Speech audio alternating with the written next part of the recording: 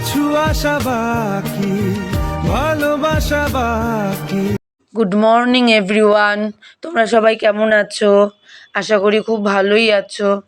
এখন 8টা মতন বাজে। দেখো আজকে ব্লগটা শুরু করলাম সকাল সকাল।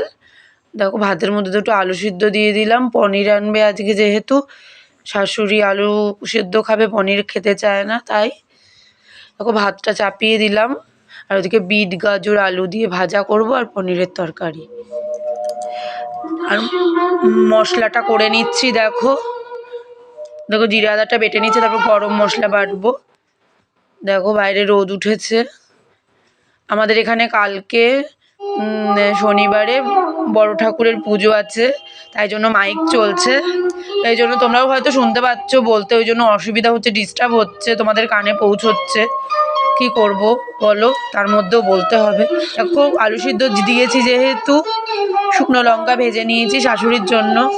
ভাতটা নামিয়ে এবার ভাজাটার জন্য কালো জিরে আর শুকনো লঙ্কা ফোড়ন দিয়ে ভাজাটা বসিয়ে দিয়েছি।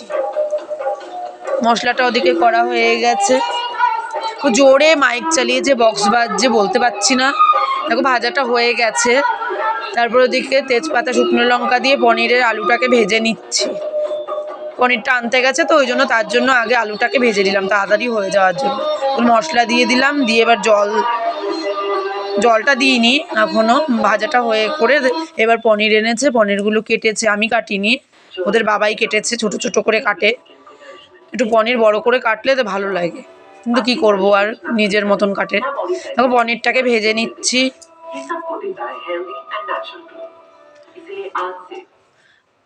ভালো করে লাল লাল করে ভেজে নিচ্ছি।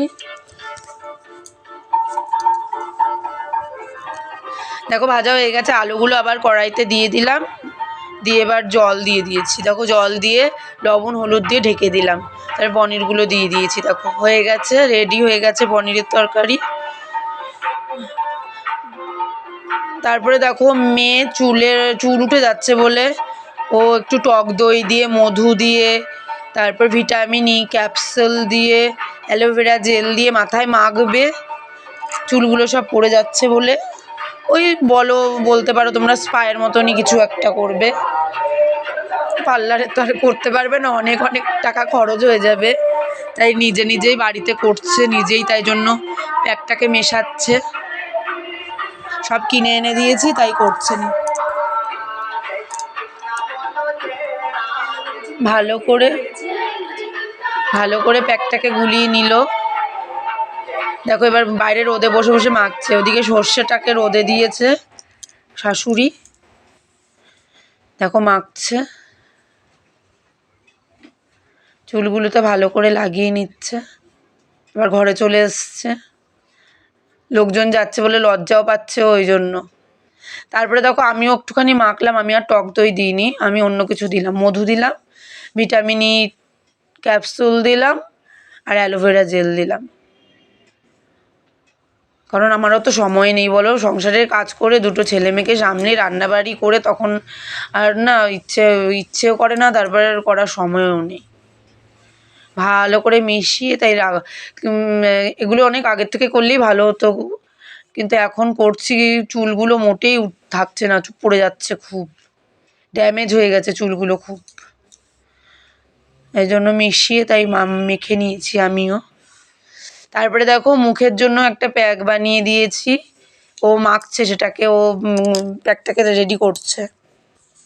হলুদ গুঁড়ো, বেসন, চন্দন, মধু, অ্যালোভেরা জেল দিয়ে একটা প্যাক বানিয়েছে, আর রোজ ওয়াটার দিয়ে দুজনে মিলে মেখে। তারপরে দেখো দুপুরে খেয়ে দিয়ে জামা কাপড় তুলতে গেলাম। তারপরে দেখো রাত্রের জন্য ময়দা মেখে নিচ্ছি, আটা ময়দা, পরোটা করে নেব।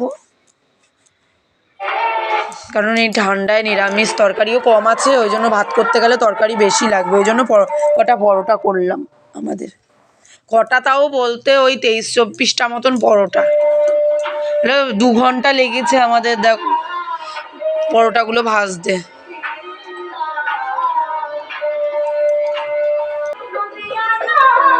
দেখো পরোটাগুলো ভেজে নিচ্ছি। 3:30 থেকে 5:30 টাইম লেগে গেছে, ওই 5:15 হয়েছে। দেখো অন্ধকার হয়ে গেছে, দেখো লাইট জ্বালিয়ে দিলাম। দেখো পরোটাগুলো ভাজা হয়ে গেছে। তারপরে দেখো ওরা সন্ধ্যেবেলায় কেক আর বিস্কুট নিয়ে বসেছে।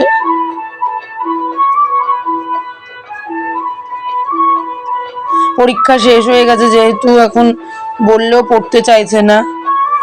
দেখো আমিও খাচ্ছি, ওদের সাথে বাচ্চা হয়ে গেছি। তারপর রাত্রিবেলা দেখো